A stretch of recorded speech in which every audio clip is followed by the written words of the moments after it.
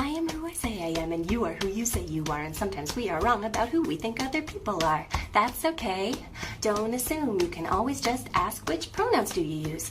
He, him, she, her, they, them, these, or let me know which one do you prefer? What a vicious smile at the end there. Stunning and brave. Truly a stunning and brave rhyme we have ourselves here. And not just pronouns, neo-pronouns as well. Zeezer, zip zop, zoobity bop.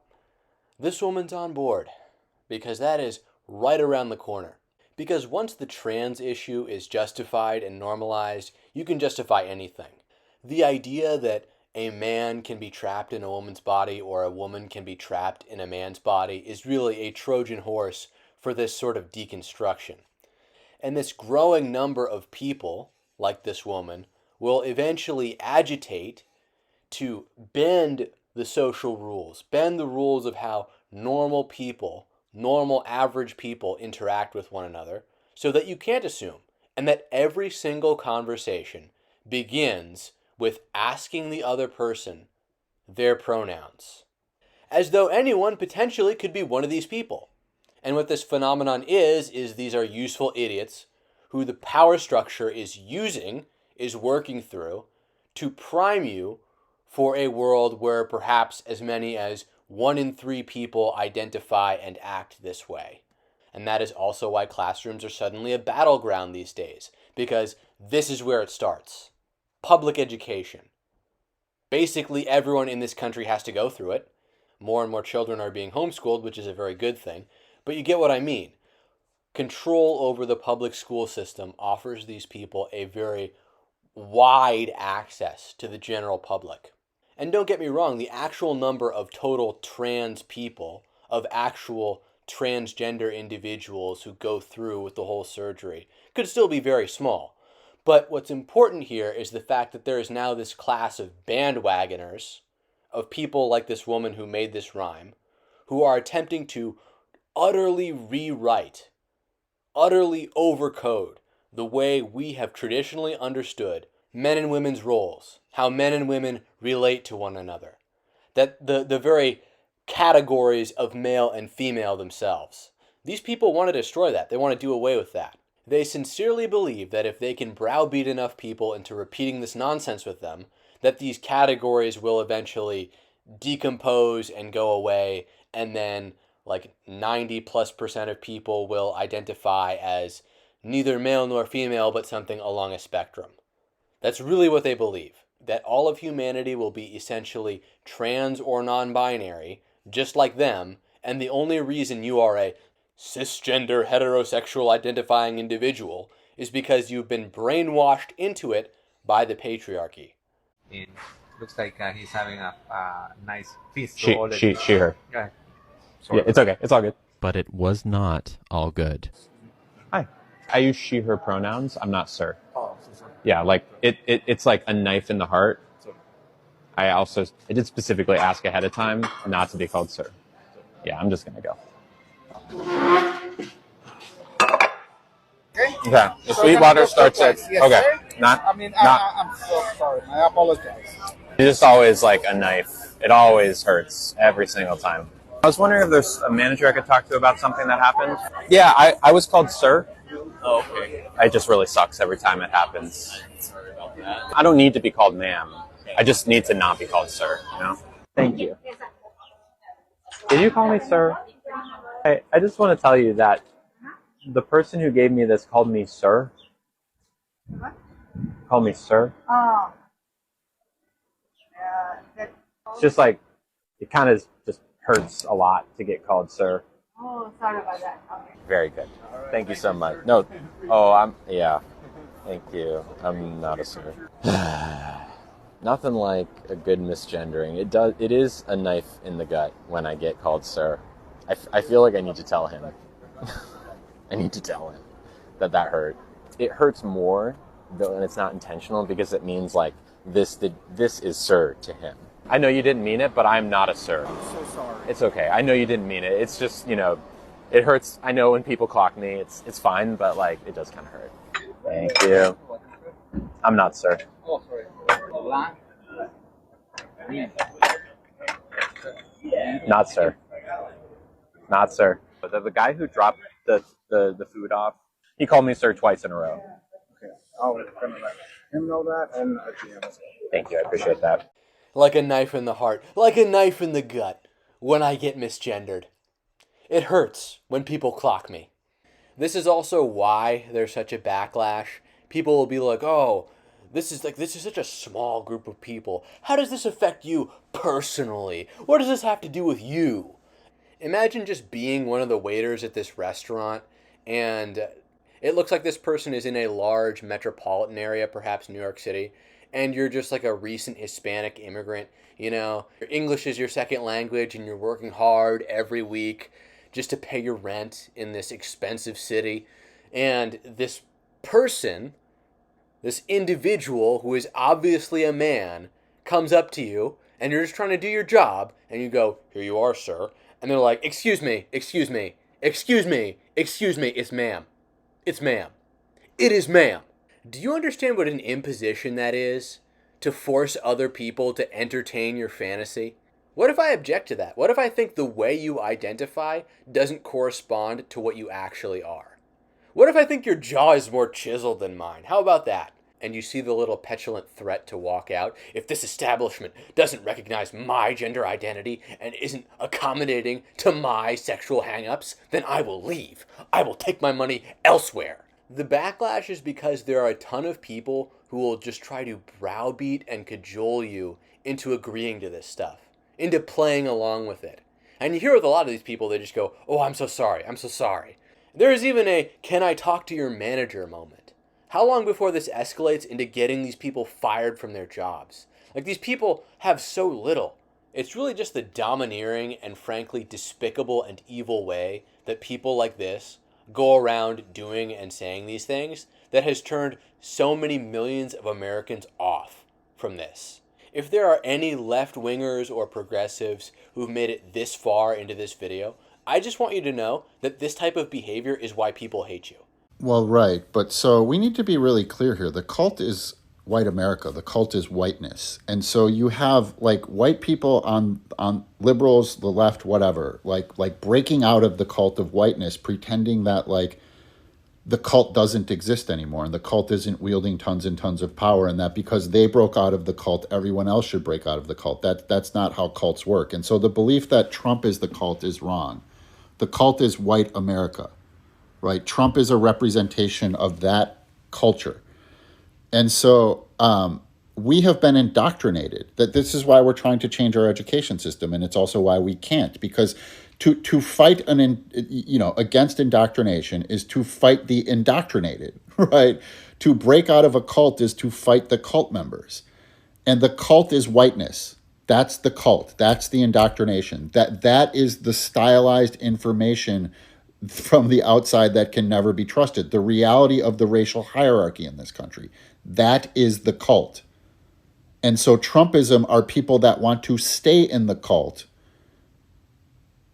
And the anti-racists and the liberals are the ones that have broken out of the cult, but the cult is still our dominant culture. It still controls the education system, politics, economics, all of this stuff. And so this misunderstanding and this pretending that like Trumpism is the cult and all other Americans are living in reality is not accurate, actually. The cult is America. That's the reality. We're all in it. Some of us have broken out of it and have started getting information from outside of the cult, but most of America, even people on the left, don't really have an understanding of this. That they're still pointing at like the cult members, not understanding that they were in that cult. The cult is whiteness. Yeah, and you reading Mother Jones, The New Yorker, and Slate is totally getting information from outside the cult. Yeah, that's totally unbiased, real stuff. This is also why people like this woke guy here will fight so vigorously. They are part of an evangelizing religion. The institution that this religion is organized around is academia, and their opinions are reinforced by the mainstream media. He really sincerely believes that conservatism is like this overculture that he is resisting, that he's some sort of transgressive revolutionary. He can't even see that he's this manufactured puppet, this bot of this already sick woke system. If this cult, if this racist supremacist cult were actually dominant, as this man says it is, then why doesn't the KKK have mainstream support? You don't walk around and see people sporting their white hoods, sporting their weird blood crosses or whatever the other symbols are.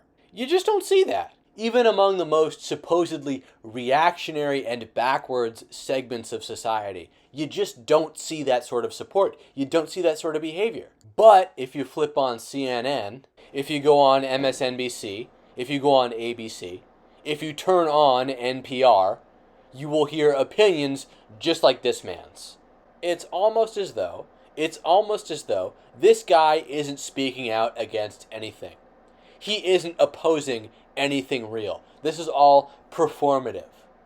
He has been given a boogeyman to hunt down and chase. And he's attempting to show the rest of America how virtuous he is by telling everyone about what he's doing.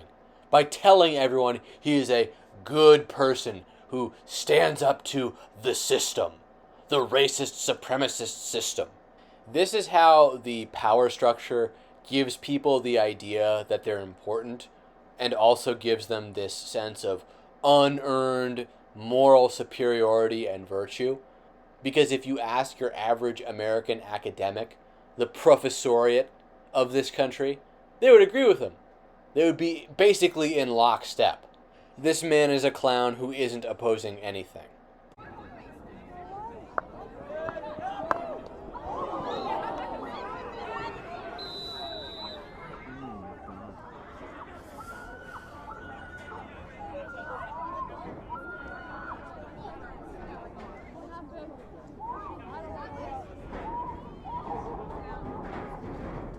Very unclassy sportsmanship! That's what I want to say! Take a knee, everybody!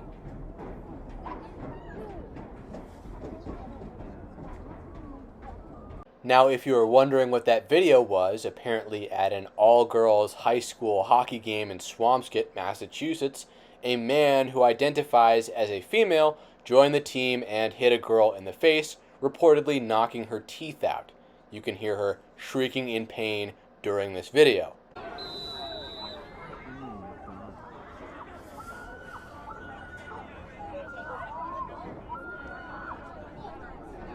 I shouldn't be surprised because this happened in New England, of course, a very liberal part of the United States for those non-American viewers. It still is very dismaying and disconcerting how quickly this stuff has infected school systems, though, that this biological male was even allowed to play on a woman's team. Dighton Rehoboth's superintendent wants charges after a girl on the high school's field hockey team was hit in the mouth by shot from a boy playing for Swampscott. It happened during the third quarter of a playoff game Thursday that Swampscott went on to win 2-0. Dighton Rehoboth Superintendent Bill Rooney said the girl suffered, quote, significant facial and dental injuries, end quote, and ended up in the hospital. The MIAA allows boys to play on girls' teams under the Massachusetts Equal Rights Amendment when there is not an equivalent team for boys. Quote, however, seeing the horror in the eyes of our players and coaches upon greeting their bus Thursday night is evidence to me that there has to be a renewed approach by the MIAA to protect the safety of our athletes, end quote. Rooney said about the incident, which he said, quote, dramatically magnifies the concerns of many about player safety, end quote. Swampscott High School Athletic Director Kelly Wolf defended the boys' right to play.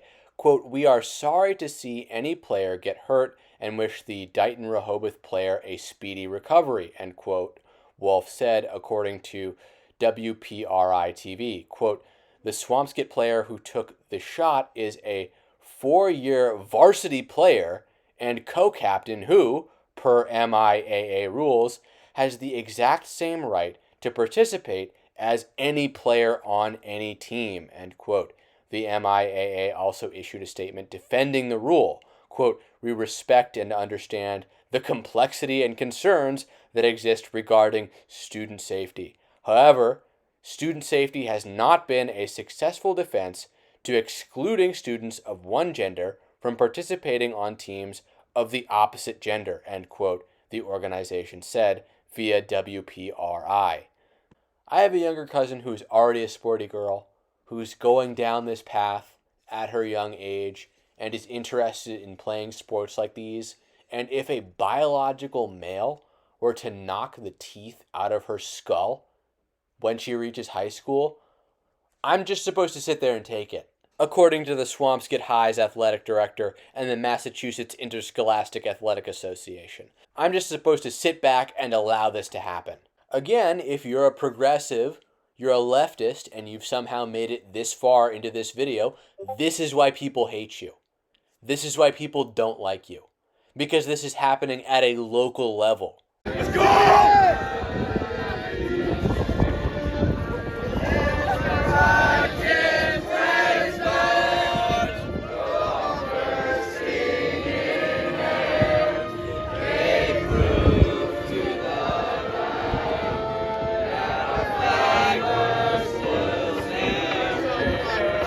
This is a high school protest unrelated to the previous incident I discussed, but this is why this is happening. Because the woke left-wing position on this issue is being promoted by the power structure. And while this student protest is very heartening, it's good to see people taking a stand against this lunacy, but this is not over.